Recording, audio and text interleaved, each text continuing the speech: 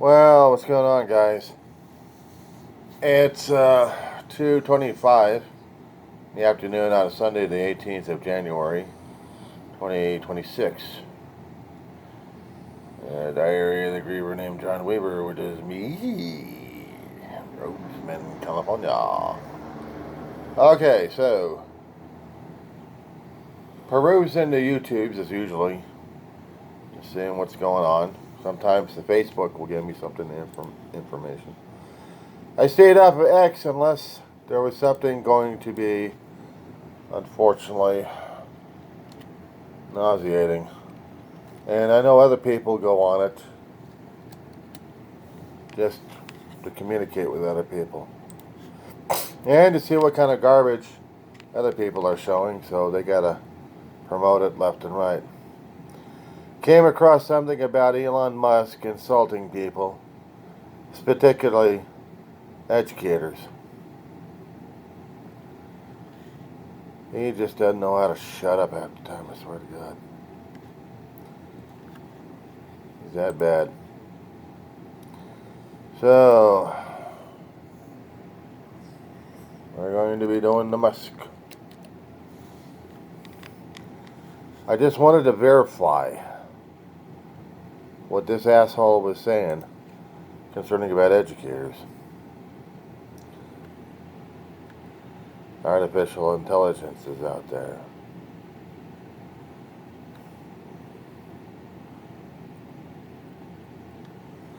He's so hip on this Starship crap, it's not even funny. Give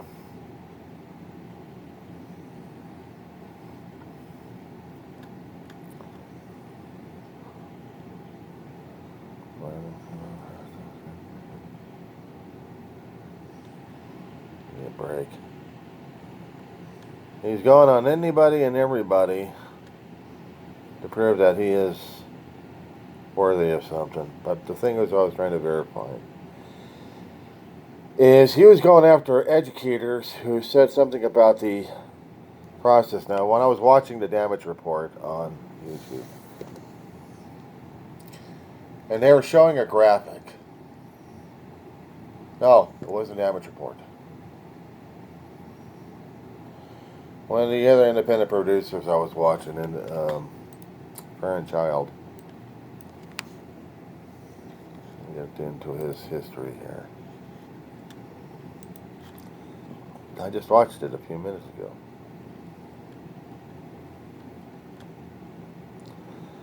Okay. There it is. Elon Musk threatens. Know that any Texas is feeling I'm just trying to get into it. now Texas higher U.S. military. Segment on that coming up a little bit later today.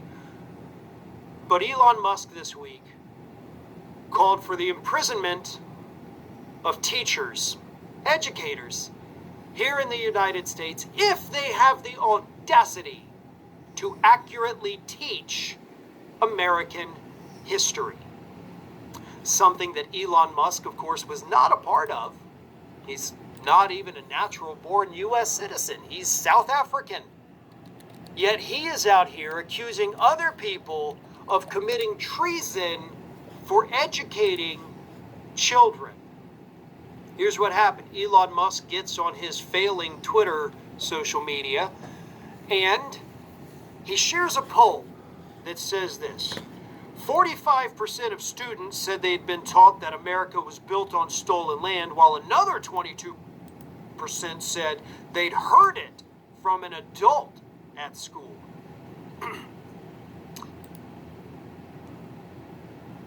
And this is coming from a posting online. I'm still trying to verify this shit. Arctolarium 42. Yeah, right, okay, Arctum 42, yeah, okay. So, let me try that one.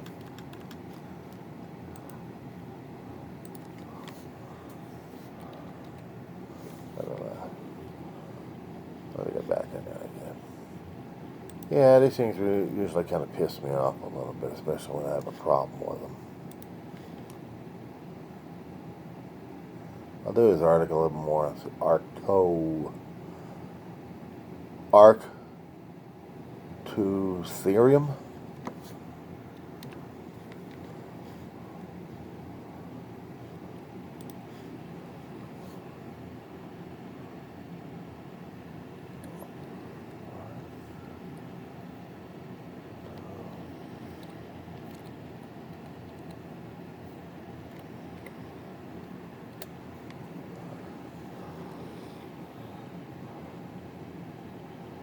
Alright.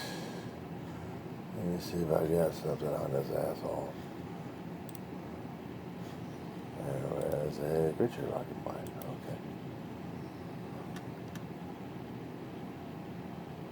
So I don't know, the guy's been on there for a long while.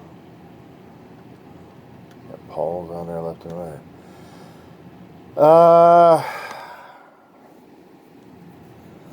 It gets even weirder and weirder every time I keep scrolling through this damn shit. And saying stuff that's making Elon Musk wanting to pass shit along to people where they got a poll up on there. I just don't know when this damn. Let me see. When was this done? I have a tracking on this one. The 13th. Okay, so that was about a few days from now. Alrighty, let me see. Give me a second. Guy was trying to make a point on his ex-posting about and what I had learned in my adult life on it. That, yeah, America was the conquest, if I want to say it, about Europe at the time. I kept trying to say it on my own damn channel. We take by ego or we take by resources. It doesn't matter for what reason, we do it anyway. Sorry, trying to get my drink bottle. But from what I had learned in history courses a long time ago, I barely remembered any concepts regarding if America was stolen or if we actually had manifest destiny going. Meaning, we had this egomaniac thing going on in our genetics and the behavioral structures that we have to conquer. Because it's in our destiny. We have to do it. Now, so before we fight over resources and we fight over ego. And when the countries were going after each other, in my own personal interpretation here, we needed places, we needed spaces, we needed to keep expanding our own little empires out there. Empire shit. Of course, the human history is manifest destiny. We've been conquering everybody else, wanting their resources, wanting their ego, wanting to fill up our ego and our own resource banks while draining the other guy. I mean, it's human history. But then you got a guy like Elon Musk who doesn't believe in that kind of situation, doesn't want to believe it, and Musk, if I go back into the history of him, I go into Wikipedia on this one here, he was born in Pretoria, into a wealthy family in Pretoria. He was born, 1971, immigrated in 89 to Canada, where he got a Canadian citizenship. And he also went into the United States for on an educational visa and got degrees in the University of Pennsylvania, or moved into California. I want to get in this early life shit.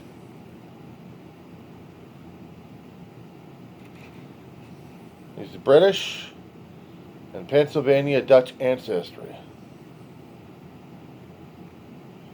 His mother is a model born in Saskatchewan, Canada, raised in South Africa.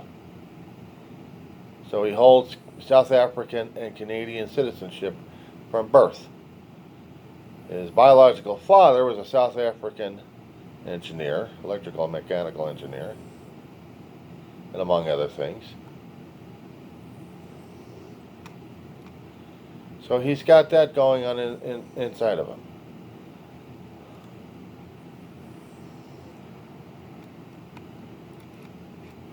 I'm trying to see when he made an American citizen, or actually when he came out here. Because for most of his youth he was living in South Africa and still had money. Yet divorced.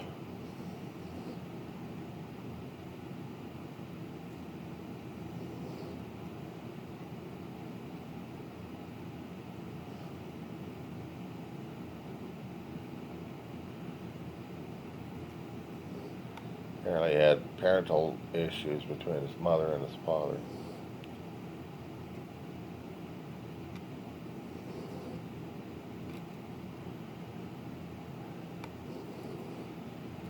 Okay, so he liked books, interest in computing and video games, and program his VIC. He sold the program to PC Mag. He was still in South Africa. When the hell did he? Okay. He was a teenager to an early adult. He came out to Canada and got work.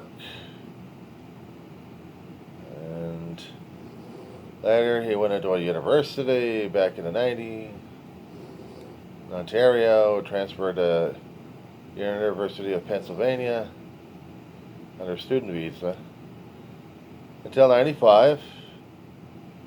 He earned degrees. Bachelor of Arts in Physics, Bachelor of Science in Economics from the university's Wharton School. Oh, good Lord.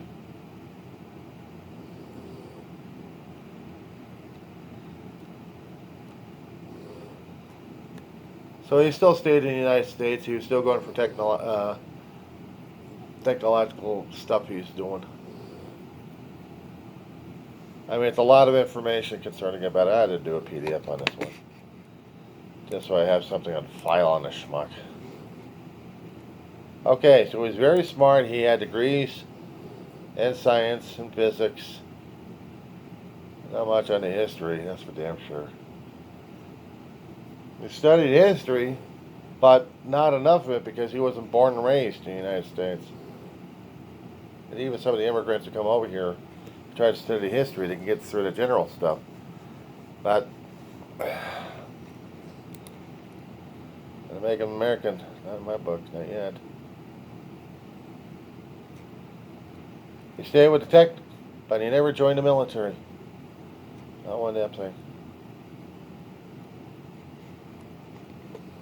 Wanted to do the internet boom in the 90s. Lacked legal authorization to remain and work in the United States when he couldn't even get into Stanford. Schmuck. He was allowed to work at the time. The student visa transitioned into a different form of visa, the H-1B.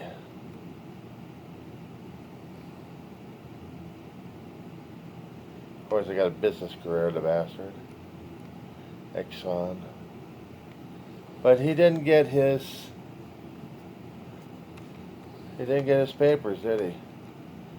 As part of SpaceX, part of XCOM, pay of Zip2, PayPal. And I didn't see the one thing, or Starlink. When did he become a U.S. citizen? All this damn companies that he was either worked for, joined up with. But when the hell did he become a citizen of the United States?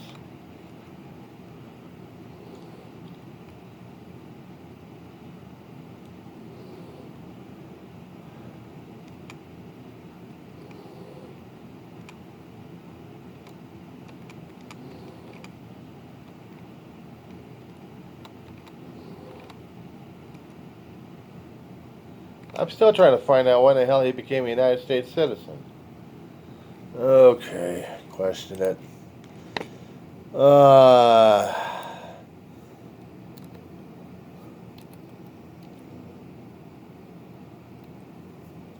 wait a minute, naturalized. Let's see, naturalized citizen. Let me see what that was. Ooh.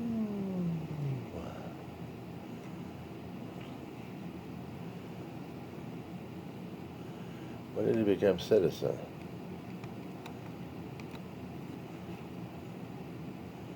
When did he become citizen?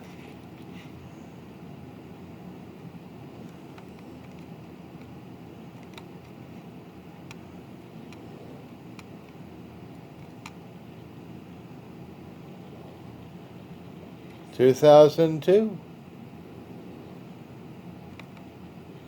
So 2002, when he became a citizen of the United States, naturalized. When he got past his damn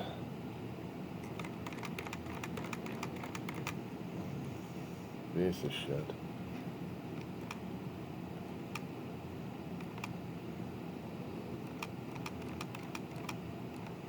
I wanted to find out when that happened. So, you're probably asking me, why is that so damn important?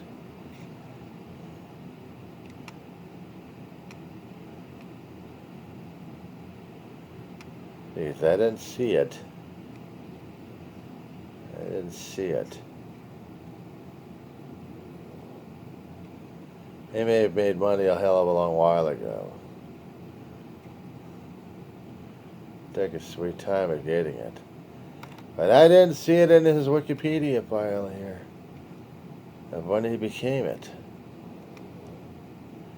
He may have been aerospace, national defense, and liked the technology and liked getting money from everybody else. Like concerning about his education. Yeah. Most of his education came out of South Africa.